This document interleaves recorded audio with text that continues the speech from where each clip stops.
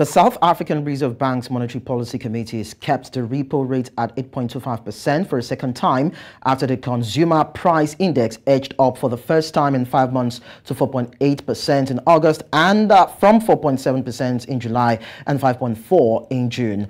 Governor Lesetja Kganyago said inflation had eased over the year, but a further slowdown looks less certain and growth forecasts remain muted, while the longer-term economic outlook is clouded by persistent risks, including the negative effects of climate change and ongoing geopolitical tension.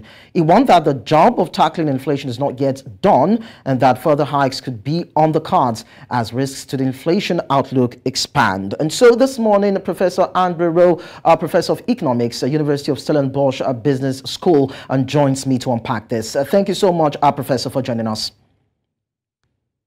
Thank you. Good morning to everybody. Now, South Africa held its rates for the second time as we know it after a long run of interest rate hikes. What do you make of this decision, seeing that inflation edged up for the first time in 5 months to 4.8% in August? I think that, as you said, it edged up from 4.7 to 4.8, which really isn't all that much. I think what's important is that inflation is well below the upper end of our target range, which is 6%, and it is still within reach of the middle of that target, 4.5%. Having said that, as you quite rightly pointed out in your intro, there are still many upward risks for inflation. Food prices are still rising at a faster speed than the average inflation rate. Fuel prices, we had a huge fuel price increase in September and probably another one in October. We certainly see that, as we say in economics, all things being equal, if we do not raise interest rates, but other countries such as America and Europe do, there will be pressure on our exchange rate. And 30% of what we consume in this country is imported. So the governor, and I think it came out very clearly when we see that 2 of the committee members were actually voted in favor of an increase.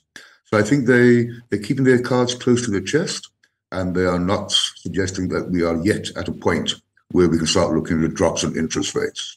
Are you saying the difference between what obtains and 4.8% is not really that much? Are you saying the margin is not that wide that anybody should be disturbed about? Because some people are looking at how it affects businesses and the entire economic community at large. Absolutely. But I mean, 1 or 2 numbers don't represent a trend, as it were.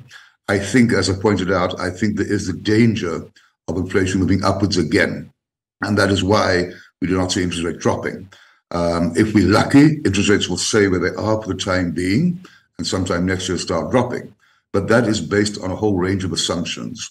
And as I said, the governor and his team are playing a very careful game. They know that their mandate is loud and clear.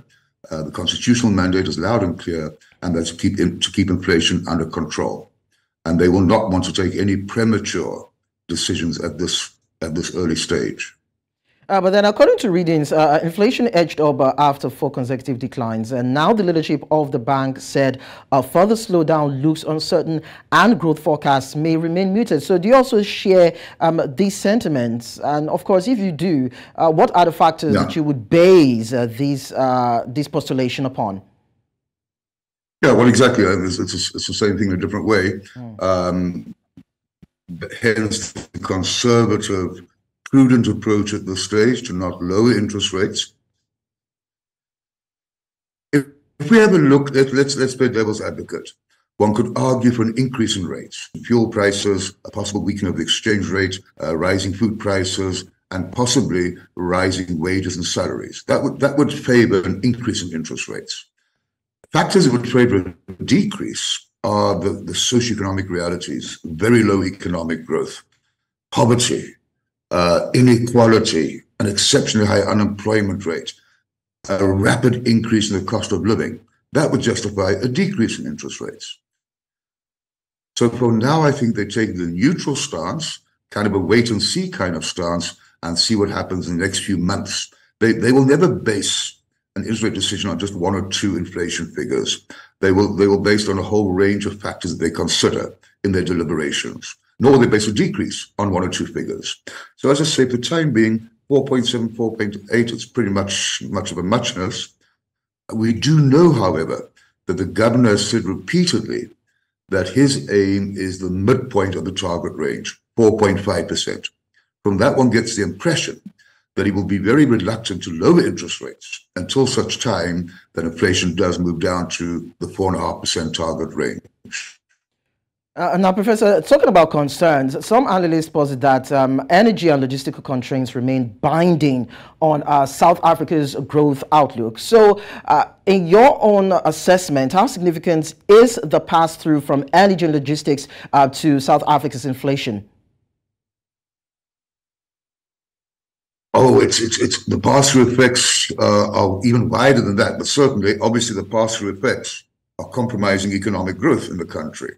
Some estimates reckon it costs upwards of 900 million rand per day when we have the so-called lockdowns. We need to add to the effect of transport logistics, also playing a major role in subduing economic activity.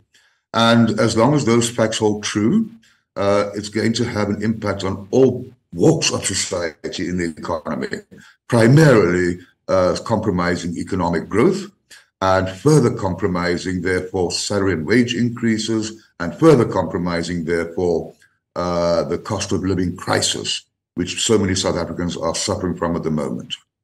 Okay, irrespective of the slight upward movement of inflation in Africa's most industrialized economy, we see that inflation has returned to its target range, and some people have given a bit of kudos to the government. Now, how do you think South Africa achieved this? Yeah, well, first of course, the kudos should not go to government, but to the central bank.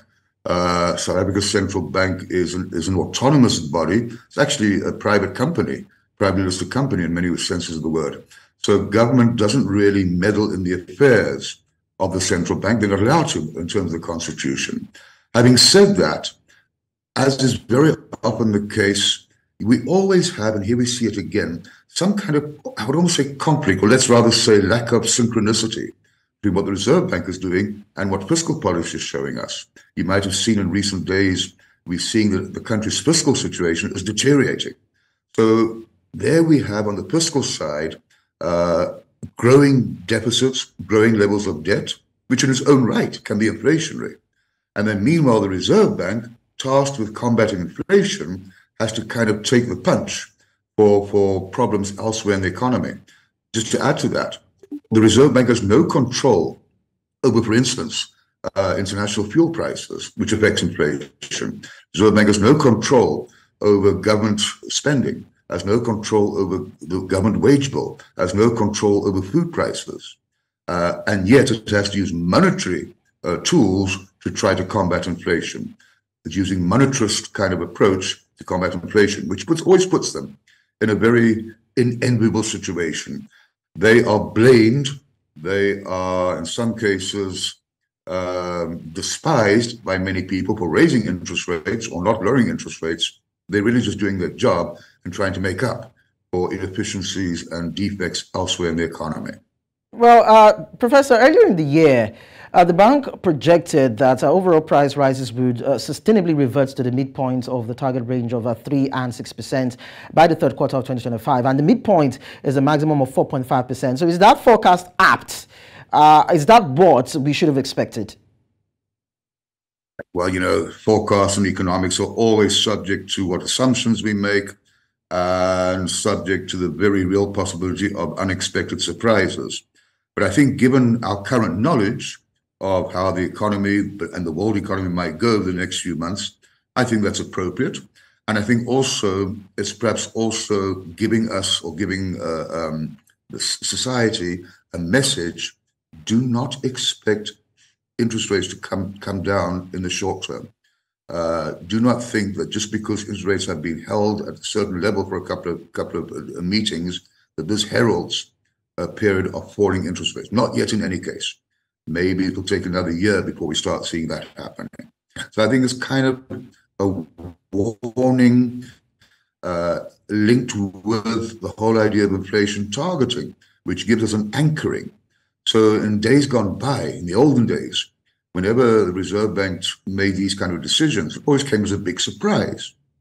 These days, we're fairly certain about what their decision will be because we know that they're anchoring their decision in this target range idea, inflation targeting. Okay. But I think it's good that they're being, if anything, conservative and not creating expectations of short-term drops in the interest rate. Okay. Well, Professor Andre Roux, Professor of Economics, University of Stellenbosch Business School, it's nice to have engaged you on the show this morning. Thank you. Thank you. Goodbye. Enjoy the weekend. And you too. Now, looking ahead, the South African Reserve Bank will continue to monitor economic developments closely and stand ready to adjust interest rates if necessary, though they're still putting a pause on it for now. Now, the decision to maintain the interest rate at 8.25% reflects the central bank's commitments to supporting the South African economy while carefully managing inflationary risks. And that is, of course, their job. And we'll hope that they will be able to do it well and help buff and beef the South African economy. That's it on a Business Edge for today. Do not forget to follow us on social media. We are at New Central TV. You can download our mobile app on App Store and Play Store and visit our websites www.newcentral.africa. I am Lekan Onabanjo. Enjoy your weekend and do stay with us. We'll be bringing you the news at the top of the hour.